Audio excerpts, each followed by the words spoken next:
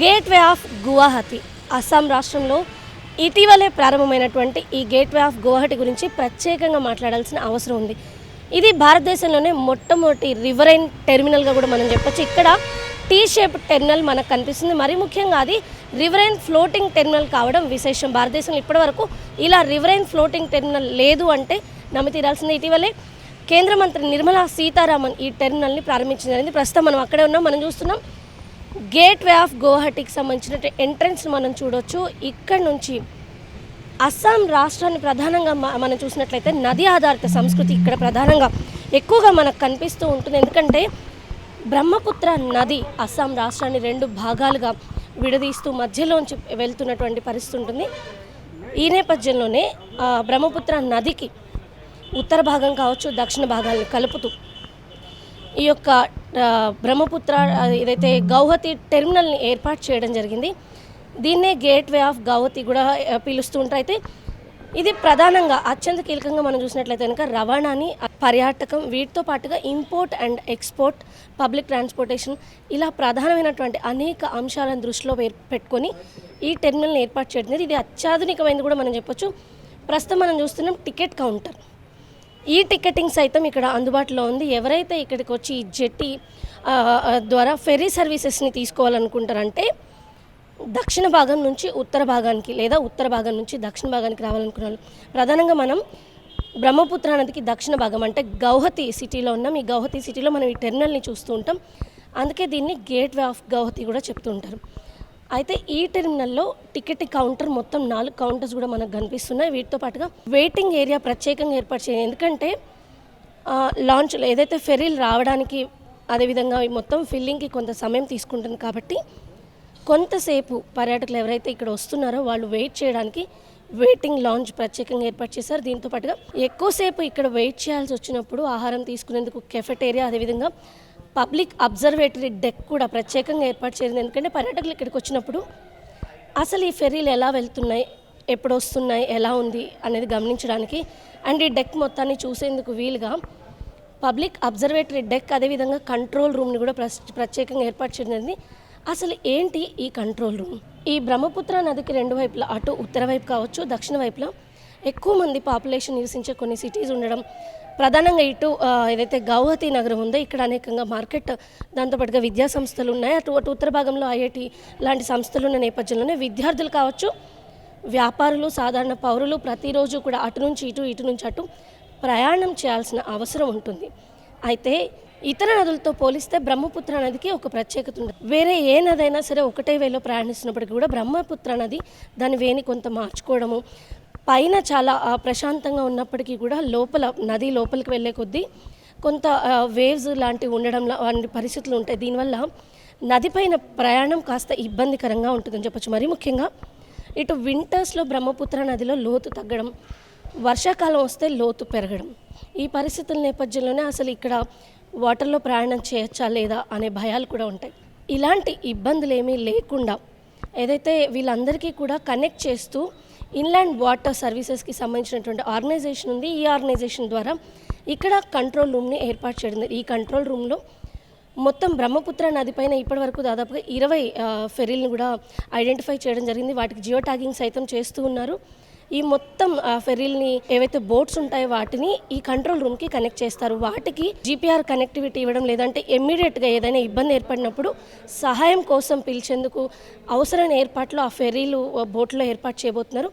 దీని ద్వారా ఎవరైనా పబ్లిక్ సాధారణంగా వాళ్ళు చిన్న గూడ్స్ ట్రాన్స్ఫర్ చేయడం కోసం కనుక చిన్న పడవలు వినియోగిస్తున్నట్లయితే వాళ్ళు ఆ యొక్క బోట్కి ఆల్రెడీ జియో ట్యాగింగ్ చేయడం వల్ల ఎక్కడి నుంచి ప్రయాణిస్తుంది, ఎక్కడ ఆగిపోయింది అనే విషయం తెలుస్తుంది. కాబట్టి ఆ విషయాల్ని ఈ కంట్రోల్ రూమ్లో అబ్జర్వ్ చేసి ఎక్కడైనా గనక ఫెరీ లేదా బోట్కి ఏమైనా ఇబ్బంది ఏర్పడిందంటే తక్షణం సహాయ చర్యలు అందించేందుకు వీలుగా ఈ కంట్రోల్ రూమ్ నుంచి వాటిని అయితే పరిశీలించున్నారు. మరోవైపు చూసినట్లయితే కనుక దీంతో పాటు మొత్తం 800 బోట్లు ఏవైతే ఉన్నాయి. ఎందుకంటే మనం చూస్తే బ్రహ్మపుత్ర నదికి సాధారణంగా చాలా ప్రాంతాల్లో గ్రామీణ ప్రజలు ఎక్కువగా దీనిపైన ప్రయాణిస్తూ ఉంటారు.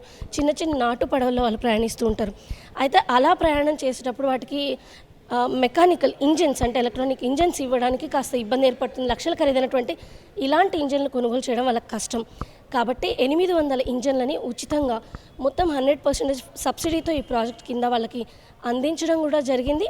సో వాటన్నిటిని కూడా కనెక్ట్ చేస్తున్నారు. మరికొంతమందికి కూడా ఈ ఫ్రీ ఏదైతే సబ్సిడీ కింద ఇంజన్స్ ఇవ్వబోతున్నారో వాటిని కూడా గుర్తించి వాళ్ళకు కూడా అలాంటి ఇంజన్స్ ఇస్తాము అని చెప్పేసి ఇక్కడ ఉన్నట్టు అధికారులు అయితే చెప్తూ ఉన్నారు. మొత్తంగా ఏంటంటే ఈ ప్రాజెక్టులో భాగంగా దాదాపుగా 700 కోట్లు ఖర్చు పెట్టడం జరిగింది. ఇందులో ఏదైతే అబ్జర్వేటరీ ఉంటుంది అంటే ప్రజలు ఈ పర్యాటకాన్ని గమనించడం, ఈ చుట్టుపక్కల పరిసరాలని చూసేందుకు వీలుగా ఈ అబ్జర్వేటరీ ఏర్పాటు చేయడం, కంట్రోల్ రూమ్ ద్వారా ఎక్కడ ఏ బోట్లో ఎలాంటి ఇబ్బందులు తలెత్తుతున్నాయి అనేది గుర్తించి దానికి తగినటువంటి చర్యలు సహాయక చర్యల్ని చేపట్టడం అనేది చేస్తారు. ఇక వీటితో పాటు ట్రాన్స్పోర్ట్ని సులభతరం చేయడంతో పాటు అటు భూటాన్ కావచ్చు, బంగ్లాదేశ్ ప్రాంతాల నుంచి ఏదైతే ఇంపోర్ట్ అండ్ ఎక్స్పోర్ట్ కార్యక్రమాలు నిర్వహిస్తున్నారో వాటికి కూడా వీలుగా తక్కువ రవాణా ఖర్చుతో ఇంపోర్ట్ అండ్ ఎక్స్పోర్ట్ని నిర్విరామంగా నిర్వహించేందుకు వీలుగా ఈ మొత్తం టెర్మినల్ని అయితే ఏర్పాటు చేయడం జరిగింది.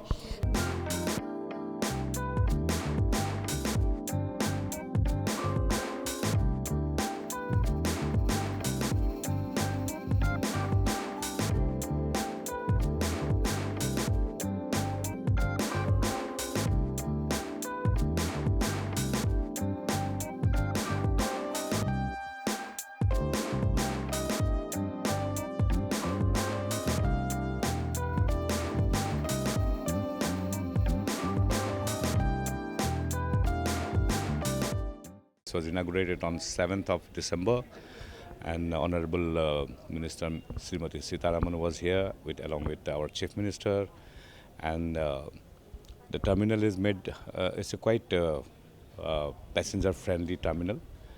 You can see that we have got all the amenities. We have got with e-ticketing for the passengers, and then we have sitting space for them. We have got a baby crash, first aid room, and we have got our offices here. We will be starting our stalls very shortly from here, and you can see the link span which is there. It is around 178 meters from here, and berthing pontoons are designed in such a way that at any time of the year water level is available. The lowest water level is always keeping in mind. Also, the terminal is designed in such a way that along with the water rising of the water, the link span will go up and go down also. So it's a dynamic link span which has been designed. And we have got, we just started our sunset and evening cruises from here, and we look forward to people coming and utilizing this facility in Guwahati. It's a beautiful place. We can see a lot of activities of boats. We have got catamarans of 100 passengers plus around 50 bikes can be taken from here. Plus we have got our search and rescue vessels. We bought 3 of them, one in Guwahati, one in Jorhat and one in Dhubri. Plus we have got survey boats which will be carrying out survey of the river, and at any time get the map of the terrain of the river. Plus we have also getting a night navigation program. We have got an app developed by IIT Madras. So we are going to start this night navigation from here also through the app based, and the data of the depth will be fed into the app, and you can get a location and how to navigate in this area.